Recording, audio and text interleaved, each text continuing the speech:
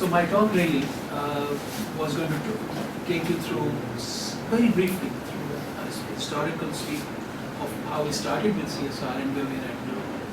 But what I just wanted to start with by saying was that CSR has now become part of doing business. And just as technology is innovating, just as ways of doing business are innovating, CSR is also evolving correspondingly. And very quickly, CSR is not something that was imposed on society. In fact, it is quite the opposite. CSR as we know it now in its various manifestations has become a kind of a demand from society from business. And as a consequence of it, this has happened very, very seldom in the history of business, that demands of society have become important enough for governments to legislate on and for businesses to make room in their business models for. If you go through the history of CSR, the transitions have been big. And so we thought that we need to focus in a group like this, we need to focus on CSR and also then to maybe add a bit of innovation to current CSR thinking and then take you forward. We're going to talk about, as I said, I didn't really think of making slides, but I thought it'd be good to have it after lunch because it's good to focus on something. Very quick discussion on where we started, what CSR really begins from, talking about faiths and values, and then the 3 waves of CSR as we know it now, and then if there's a new way or another way of channeling CSR. First of all, we've all heard of this law. It's called the law of balances. What the law of balances basically says, and this is one of 105 universal laws that have been proven to be, well, they're not really laws in the scientific sense, but they seem to work. And that is that everything you do has consequences. It's very big. And so if you look at the law of balances, and if you look at what business ended up doing to the world, it's now time that the law of balances kicks in, and we need something that business needs to do to redress some of the stuff that it ended up in. But the reality is that balance is what drives nature. And therefore CSR is a balancing tool for business. If you look at faiths, all great faiths in the world, even people who don't really believe in one God or the other, have certain values that universally drive across. And these are some. Equity, balance and justice drive every faith. If you look at all the major faiths in the world, the primary purpose or the primary thing that drives them is driving equity and equality and justice across society. There are various forms of doing it. And one way that almost every faith-based system responds to this need to create balance is by delivering charity or philanthropy or caring or giving back to society. And it's enshrined in various ways. If you're Buddhist, you make merit. If you're Muslim, you give zakat, and so on. So I just wanted you to think about this as we move forward in the discussion. That CSR is not something that just parachuted into business. It's been there all the time, except that for a few years, in perhaps about 30 hard years of hard capitalism, this went by the wayside. And there were certain consequences on the environment, on people's lives, on worker rights, on working conditions, on various market dynamics, that forced us to revert to some of these very principles that most of us believe in as part of our faith or value systems. And one part of that is Thailand specific. Once you look at, we hear about the sufficiency economy in Thailand, but if you look at it, the top word here talks about the middle path. It's faith-based. It's based in the values that Buddhism provides.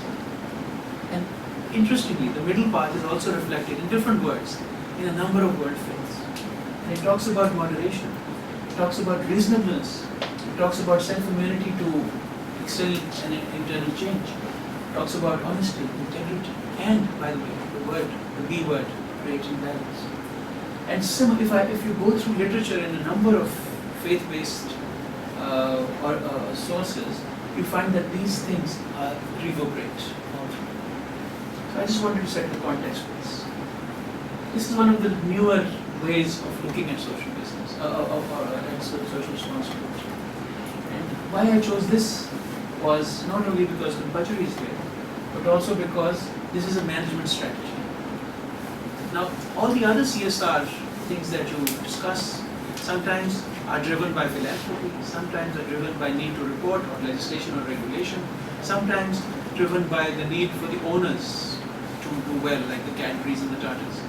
But the shared value is a very hard-nosed business strategy that capitalizes on social values and converts that into quantifiable economic gain. There are detractors to this idea, but it's a very powerful one at the moment. Now just quickly, if you look at the CSR literature, it's divided very clearly in historical lines.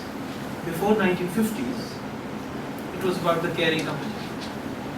So you can say that the modern CSR era began after the war. But you have ideas, I mean you have examples like, remembering there's many case studies about Cadburys, Tata. There's a few others. I'm sure there's a couple of very good ones in Thailand as well, where the owners felt that because they were benefiting from the labor and the hard work of their workers, they wanted to give back. So what happened? They built colonies for good housing, clean water, education, healthcare, so that anybody working for Tata would get the best that life has to offer. And if you go to Jamshedpur, I haven't been because I couldn't get a visa, but I was invited because as part of the GRI group that wrote the first GRI, so we were supposed to go there and take a look at Jamshedpur, and some of us went. And this was 100 years ago, where the company thought of all the life's necessities. So outside, and this is a remote part of India, it's not Main Street India, they thought of clean streets, paving, lighting, schools, water. This was the company giving back. Likewise, the Cadbury example from where they built housing and worker communities for their workers in India. But through the 60s and right out to the 80s, we kind of veered into what we call the hard capitalism. And it was just about making money, the pursuit of profits. And these 30 years, by the way, are some of the most drastic impacts businesses had on the environment, on people, on migrant labor, on quality of products, such as toxic products and so on. And then suddenly, around the mid-90s, it started to sink in that business at all, profits at all costs, was actually costing more than it was generated in terms of quality of life. And so it started to begin to turn around, and people started to talk about making business more accountable for what they thought business was doing to the environment. So one of the first initiatives was taken by the Interfaith Center for Social Responsibility. It's a Canada-based organization, but it started off as an interfaith dialogue group. And it's one of the grandmothers or grandfathers of the GRI. So 1998-99, I was still involved with the GRI. I was part of the ICCR group that was building the GRI. And that was where business was beginning to listen, governments were beginning to listen, and of course the objection was that what's a bunch of religious dialogue people doing, setting standards or setting accountability standards for business. But at the same time, there were many people in the corporate sector, in academia, who felt that this was the right thing to do at that particular time.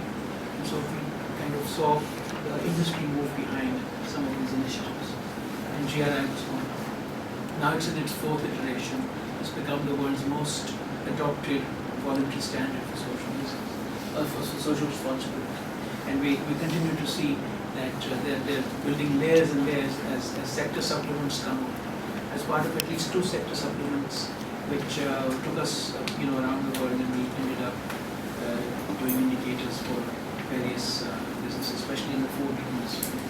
And it seems that you have now supplements for travel, tourism, sports, all kinds of things that people do, and they are now adopted as voluntary. And And finally, I'd like to mention the United Nations Global Compact, which again most of us are familiar with, but which brings a kind of a less rigorous, but a more visible way for companies to say yes, they conform to the idea of being responsible corporate citizens. So now we're in the stage where we're in the stage of standardization.